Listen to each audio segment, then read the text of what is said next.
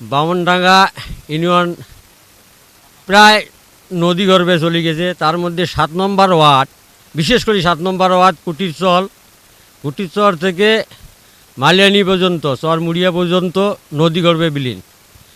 তো আমরা সবাই বর্তমান সর্বহারা। আমরা হলাম চরের মানুষ। এই যে সামনে ফান্দের চরে আমার বাড়ি ছিল, নিম্ন তো 100 ঘর বাড়ি, এই জায়গায় বাড়ি করছিলাম। এই ঘরে বাড়ি করছে, এই যে বাড়িটা দেখা যাচ্ছে এটা অনাহার বাড়ি।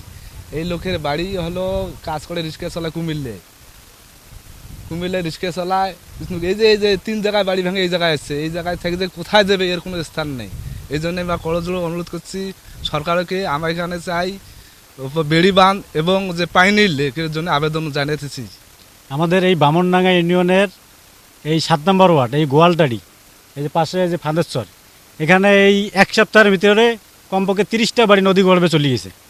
এই যে পাশে আছে কুটিরচর, অ্যাভারেজ দেখা যায় যে 60 থেকে 70 ঘর বাড়ি একবারে বিলুপ্ত হয়ে গেছে, নদীর গর্ভে চলে গেছে। কিন্তু আমরা পানি উন্নয়ন বোর্ডের লোকের সাথে বারবার যোগাযোগ করার চেষ্টা করতেছি, তাদের কোনো সাড়া পাচ্ছি না আমরা। এই পাশে 3টা মসজিদ ঝুঁকিপূর্ণ, 2টা শিক্ষা প্রতিষ্ঠান ঝুঁকিপূর্ণ। এখান থেকে 300 ফিট দূরত্ব, মনে করেন যে একটা করে মাদ্রাসা বা মসজিদ আছে বা স্কুল আছে, যে কোনো সময় আমার এটাও নদীর গর্ভে চলে যাবে। আমরা তাই আবেদন করতেছি অতি দ্রুত আমাদের এই এলাকার একটু হলেও সহযোগিতা করুক বা নদী ভাঙন এটা রোধ করুক। নগদ নিয়ে এলো হার না মানা হার অফার। সর্বনিম্ন 10,000 টাকা রেমিটেন্স নগদে পাঠালে থাকছে স্বর্ণের হার জেতার সুযোগ। মনে করেন যে যেরকম ভাঙতেছে 5 বছরের মধ্যে যে দেখতেছেন, যা দেখতেছেন এটা আপনারা স্বচক্ষে দেখতেছেন।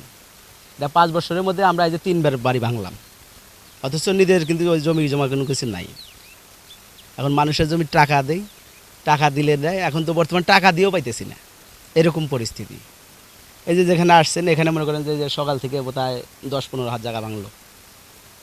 তো এইভাবে মনে করেন যে বাড়ি ভাঙতেছি, এই যে আবার কালকেও বাড়ি ভাঙছি একটা, আবার ভাঙা লাগে। এই যেটা জাগার জন্য গেছে, এখন পাবে কি না পাবে এটা হলো সমস্যা।